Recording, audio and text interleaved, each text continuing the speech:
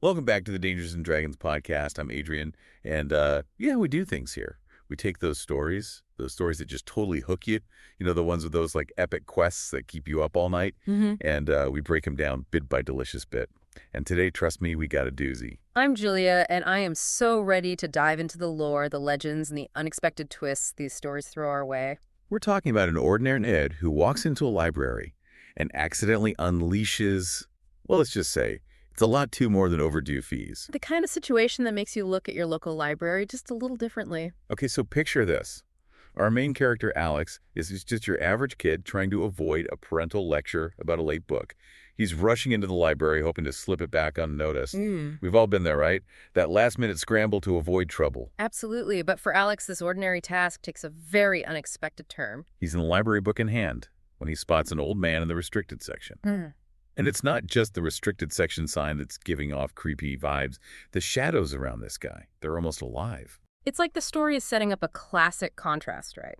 The ordinary world of a library with its familiar sense of paper and ink, suddenly infused with a hint of the uncanny. Exactly. And then things get even weirder.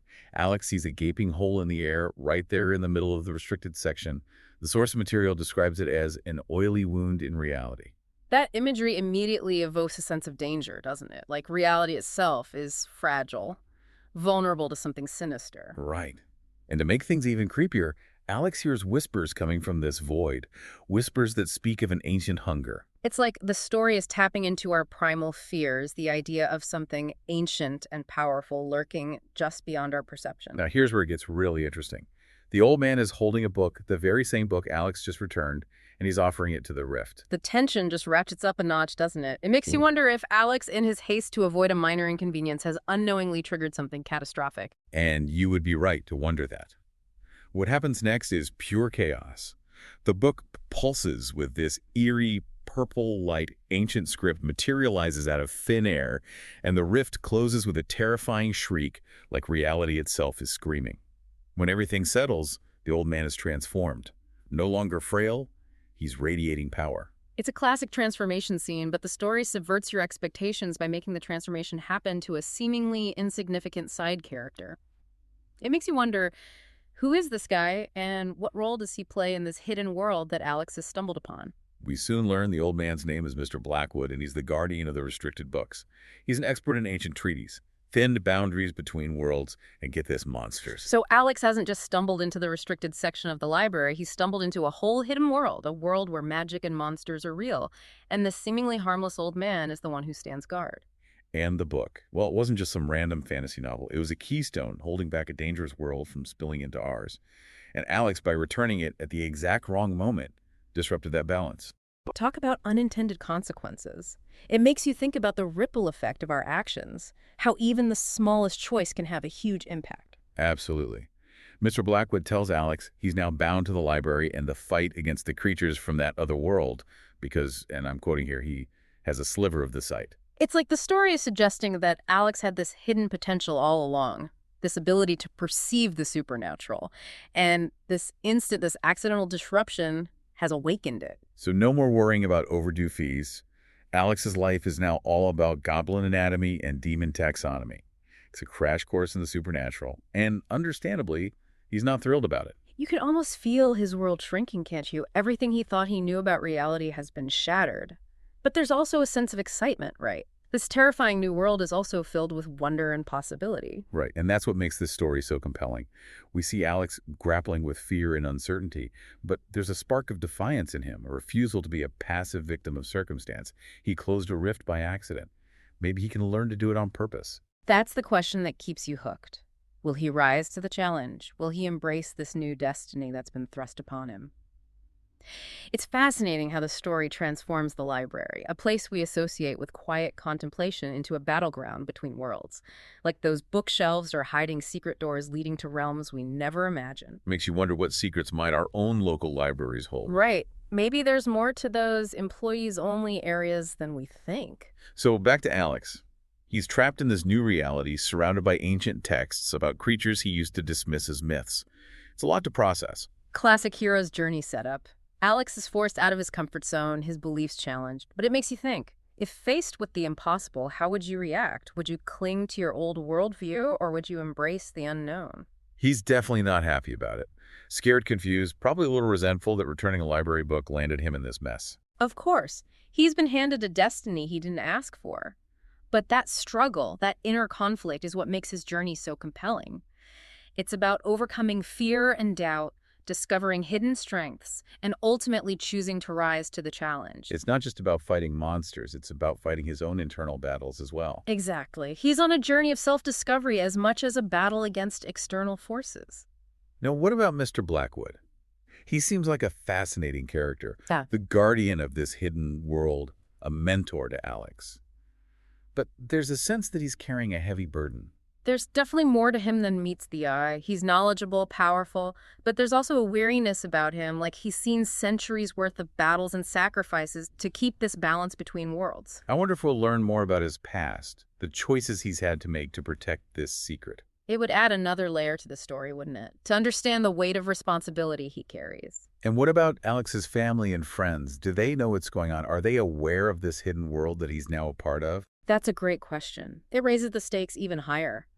If he has to keep his new life a secret, how does he navigate his relationships in both worlds? Creates a sense of isolation for him, right? He's in this extraordinary situation, but can't share it with anyone he cares about. Exactly. It's a burden he has to carry alone, at least for now. And it makes his journey even more challenging. Now let's talk about the monsters. What kind of creatures is Alex up against? Are they mindless beasts or something more complex? The story mentions goblins and demons. But are there other types of creatures out there? And what are their motivations? Are they simply driven by instinct, or is there a deeper purpose behind their actions? They were held back by that book for a reason, right? Yeah. So there's a history there, a conflict that perhaps even gives them some justification for their actions. It's always more interesting when the monsters aren't just mindless villains. It makes you question the very nature of good and evil, doesn't it? Whose side are we really on, and how do we define those lines when dealing with worlds beyond our comprehension? Exactly. And then there's Alex's power, this sliver of the sight.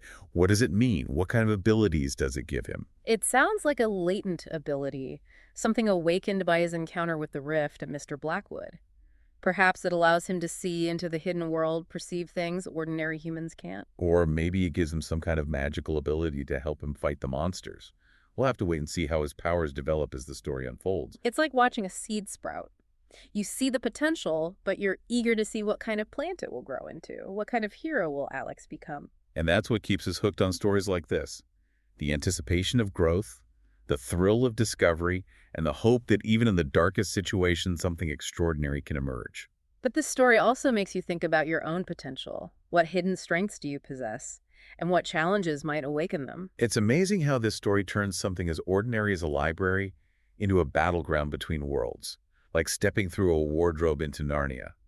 But instead of Turkish delight, you get goblins and grimoires. And that's the allure of fantasy, isn't it? It lets us explore the impossible to imagine worlds where magic isn't just a word, but a force of nature.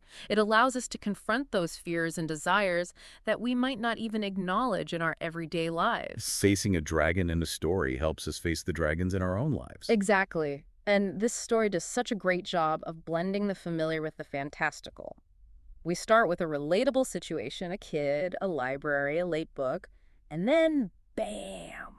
We're plunged into a world of ancient prophecies and interdimensional beings. The story reminds us that adventure could be lurking just around the corner, hidden in plain sight. Makes you wonder what secrets those dusty old books in your attic might hold, doesn't it? Now, thinking about how this story might end, does Alex conquer the monsters?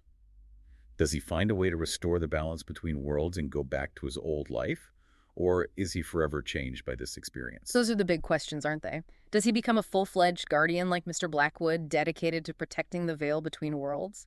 Or does he find a way to reconcile his ordinary life with this extraordinary secret he now carries? What kind of hero will Alex choose to be? Will he embrace this destiny, or will he try to fight it? And what about his relationships with the people he left behind? Will they ever understand what he's gone through? Or will he be forever separated from them by the secrets he now holds? So many possibilities. And that's the power of a good story, right? It leaves us with questions that linger long after the last pages is turned, possibilities that spark our own imaginations. It's like the author has opened a door to a new world, and it's up to us, the readers, to walk through it and explore what lies beyond. Well, folks, that's our look at this thrilling tale of accidental heroes, hidden worlds, and the magic that might be lurking just beneath the surface of our everyday lives. What resonated with you? What are you still pondering?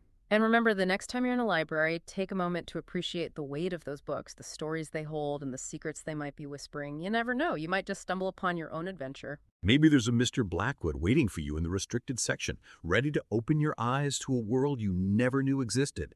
Until next time, keep those imaginations firing. And remember, adventure is out there waiting to be discovered. And if you enjoyed this episode of the Dangers and Dragons podcast, be sure to rate and follow for more epic stories and insightful discussions. We'll be back soon with another tale that'll transport you to realms both familiar and fantastical.